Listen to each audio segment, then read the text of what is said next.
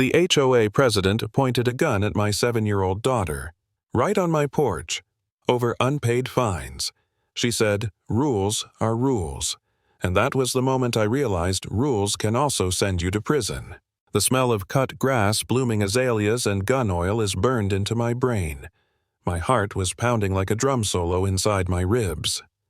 10 feet away stood Karen Hubert, queen of our HOA, the self-appointed ruler of Hollowoods County. Her blonde hair was perfect. Her hands were shaking, but the gun she held rock steady. She aimed it straight at my little girl Gina. I shifted, trying to shield my body between that revolver and her pink unicorn pajamas. My wife, Tara, was inside on the phone with 911. Flashing red and blue lights reflected off the perfectly trimmed hedges our safe neighborhood, now a crime scene. And as the cops shouted for her to drop the gun, all I could think was, how the hell did we get here? It started like most suburban nightmares do, with a letter. A fine, $50, for parking my own car in my own driveway overnight.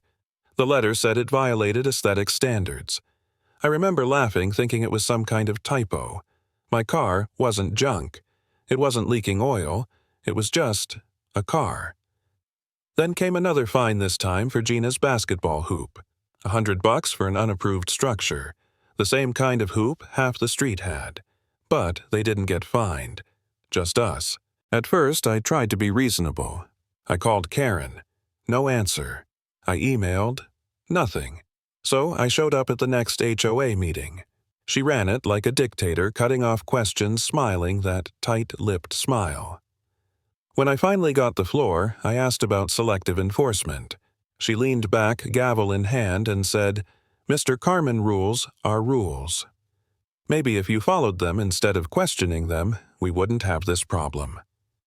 The room went silent.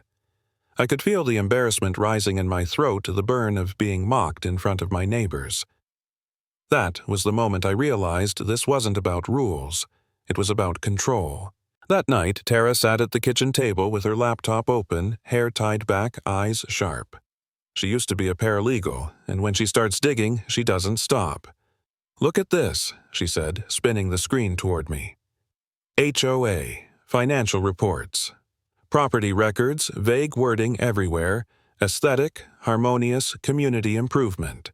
All meaningless, all exploitable. And then she founded a company called HW Management Solutions. 30% of the HOA's annual budget went there. No clear service, no visible results, just gone. "Who runs this company?" I asked. She smiled, cold and certain. "That's what we're going to find out." We turned our spare bedroom into a war room, whiteboards, files, photos. Tara traced financial threads while I documented physical violations around the neighborhood: basketball hoops, trash cans, parked cars, dozens of them breaking the same rules I was fined for. But Karen didn't touch them. Only us. It wasn't just harassment. It was personal.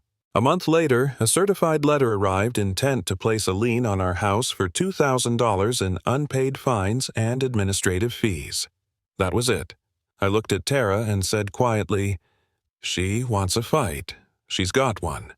Tara's eyes met mine, steady, calm, dangerous. She has no idea who she's messing with.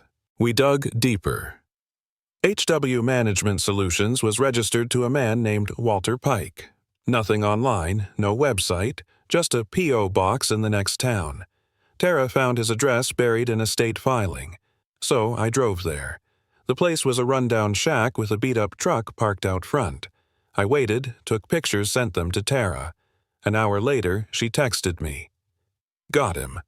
Turns out, Walter Pike wasn't some consultant, he was Karen's cousin. That night as Gina slept, I stared at her drawings taped on the wall: castles, rainbows, a family smiling under the sun. And I realized this wasn't just about fines or fraud. It was about protecting my family from a woman who thought she was untouchable. But the more we uncovered, the more dangerous it became. One night, just after 10, the power went out. Streetlights stayed on. Only our house was dark. Tara looked at me uneasy. The sky's clear. "George," I grabbed a flashlight, stepped outside. The breaker had been thrown manually. Someone had been in our yard. Then I felt it, a presence. Heavy footsteps behind me. I turned, and a man hit me hard across the shoulder. Bigger than me, silent, reeking of smoke and beer. I fought back, landed a few hits, but he was relentless until Tara burst out with the phone screaming, "Police are on the way!" The man bolted into the dark. When the cops arrived, they wrote it off as an attempted burglary. But I knew better. This was Karen's warning. Her message, back off. That night, Tara cleaned my cuts at the kitchen table. The porch light was shattered, the air thick with fear. She didn't look up when she said, "We're not backing down." I nodded. No, we're not. But deep down, I wasn't so sure. For the first time, I wanted to give up. Every creak of the house made me jump. I couldn't sleep. I'd watch Gina play in the yard and think, what if I'm putting her in danger? What if I'm wrong? Maybe I should have just paid the damn fines. Then I saw her one afternoon shooting hoops in the driveway.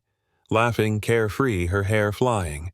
That little basketball hoop, the one that started it all, was her favorite thing in the world. And I thought, no, this isn't just about me. This is about her right to live without fear. That's when the fear turned into fire. We installed cameras everywhere. Driveway, porch yard, breaker box. Tara set up a secure server. If Karen tried anything again, we'd have her on tape.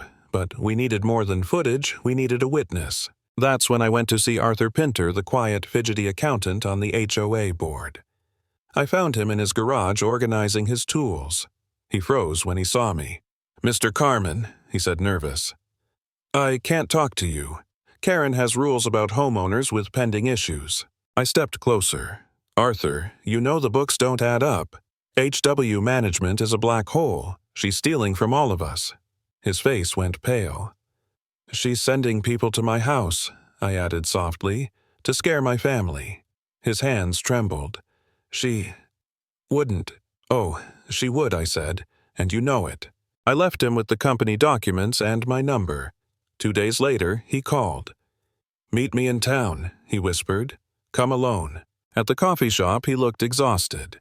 He told me he'd been suspicious for months, but Karen always brushed him off. So Tara handed him a tiny audio recorder. Next meeting, she said, "Keep this on you. You can legally record as long as you're part of the conversation." He hesitated, but finally nodded.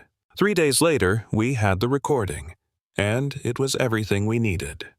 Karen's voice, clear as day, saying, "It doesn't matter what they cost us in legal fees.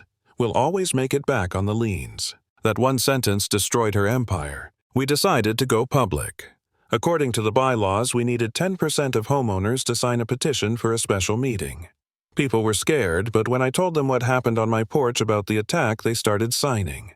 Fear turned to outrage. Within a week, we had enough. Karen tried to stall, claiming procedural errors, but Tara had triple-checked everything. The meeting was set, and I was ready. The clubhouse was packed. Karen sat at the front smug, flanked by her cronies. "Mr. Carmen," she said with that fake smile, "you have 5 minutes." I plugged in my laptop.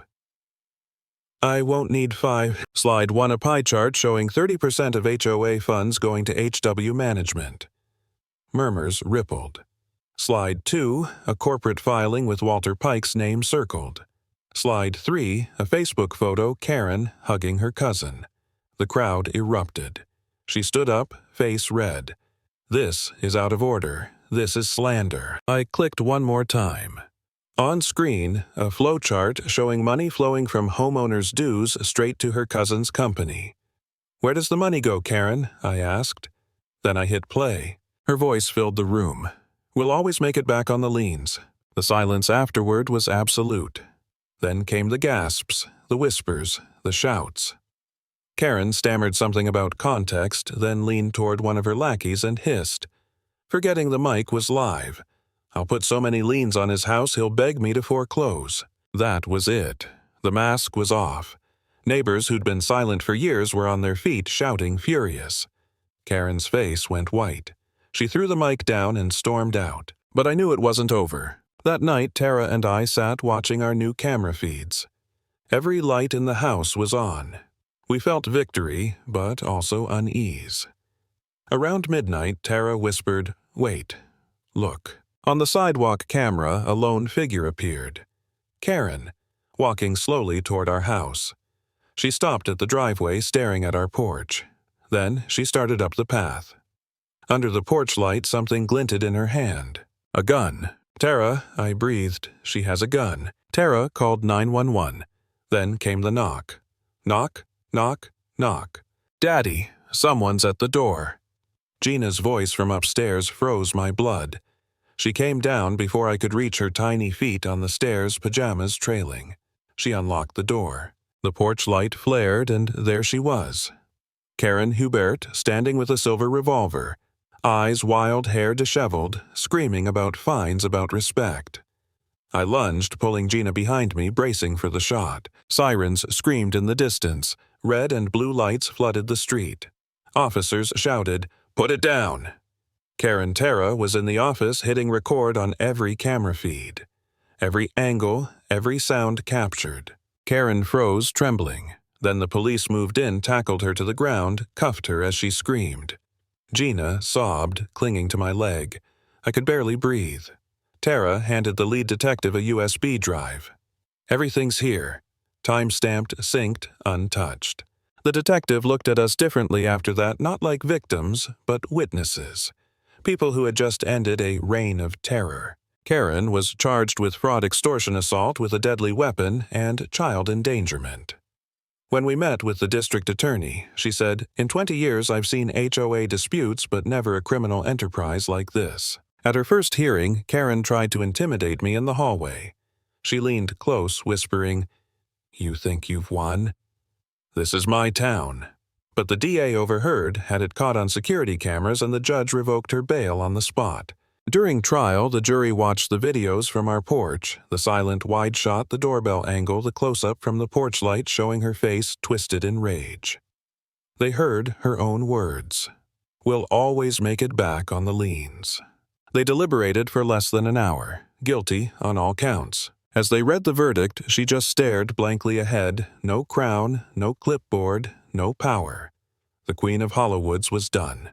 And me, I stood there thinking of Gina's pink crayon rolling across the porch that night, the smell of gun oil in the air, the weight of fear in my chest. Now it's just quiet. You can't always pick your neighbors, but you can stand your ground. Because bullies like Karen only win when you let them.